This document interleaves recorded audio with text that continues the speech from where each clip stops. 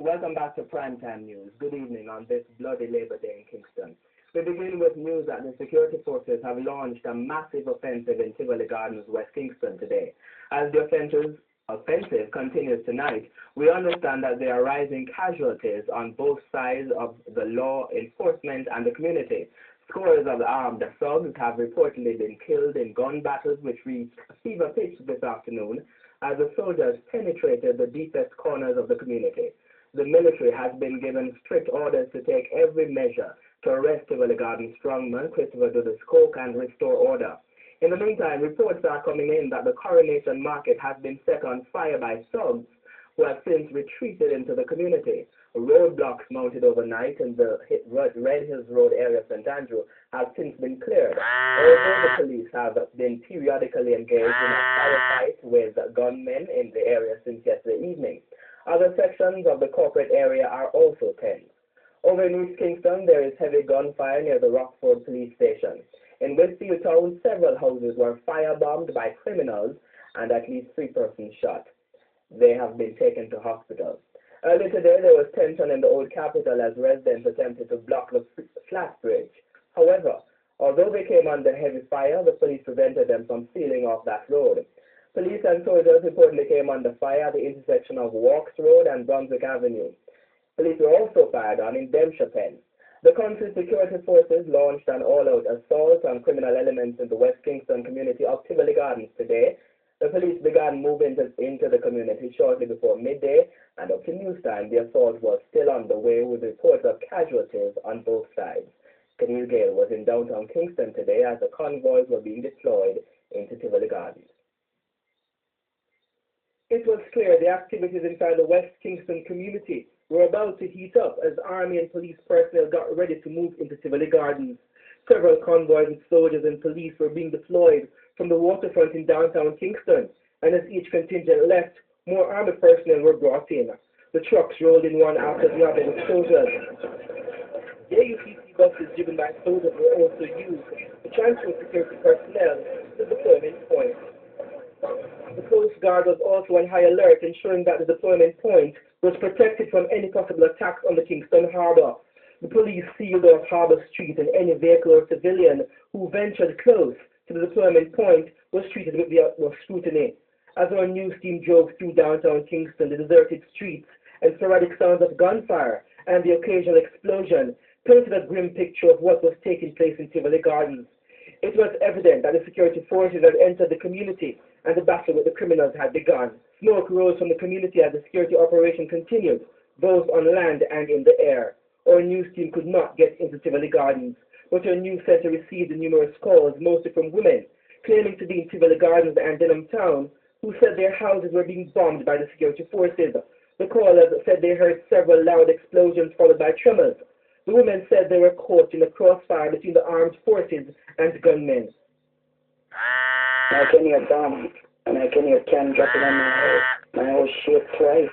I'm inside with my kids. My son asked me to cry because he wanted to come out. They said they sent bus for us yesterday. He could not come out in those shootings. There's no way I would leave my house to go on a bus, and it's getting worse. I never know that when the Jamaica Labour Party that I was facing this today. And I really pray that somebody will find the love in their heart and stop it right now. It is just too much, my brother. We are good people. I don't know if you can hear the shooting. I'm on the floor. Yes. People are screaming, bombs is dropping. Oh my God. There were also reports that the Kingston Public Hospital was under immense pressure as medical personnel struggled to cope with the number of trauma cases that were coming into the facility. There is also a strong security presence at the hospital, as the KPH was one of the institutions downtown, which came under heavy gunfire yesterday when the violence started. Kenil Gale, TVJ News.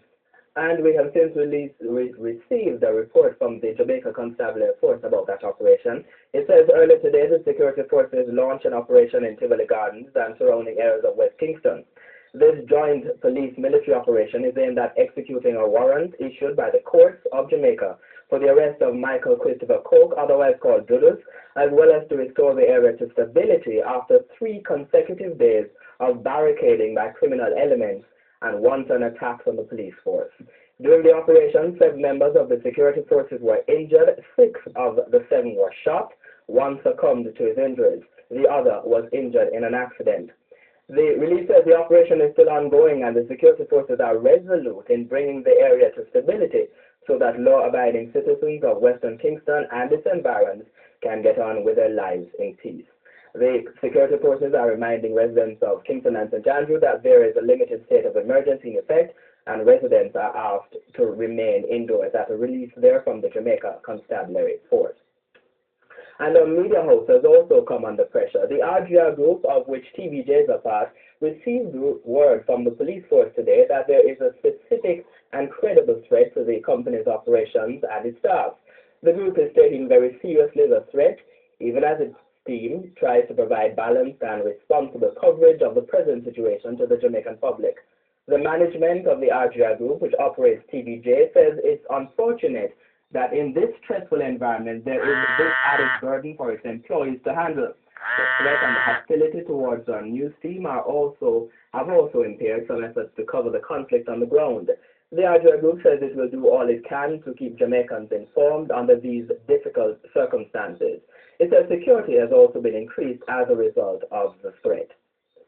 And we understand that Prime Minister Bruce Golding has called a meeting of the National Security Council to assess the situation. However, when we turned up at Vale Royal, where the meeting was purported to be held, we were turned back by members of the Police Protective Services. We were told that only members of the security forces and the cabinet are allowed at Vale Royal at this time.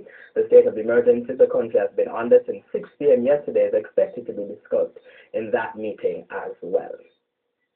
Meanwhile, the violence was not confined to West Kingston. Security forces came under heavy gunfire on Red Hills Road in St. Andrew today. Nadine McLeod has that story.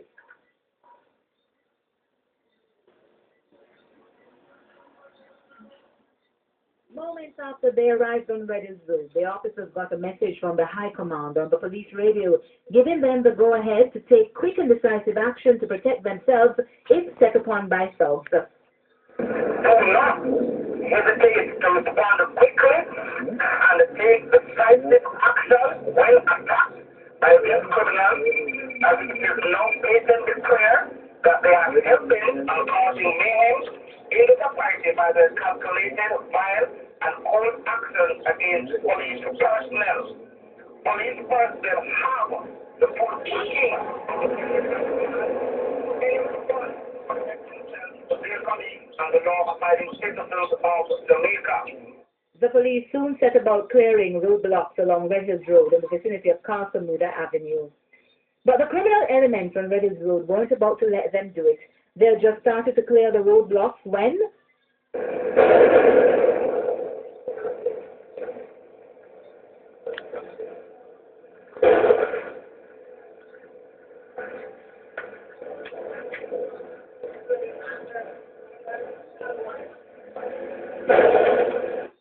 and in the midst of the heavy gunfire, the security forces had to tell people to get off the streets.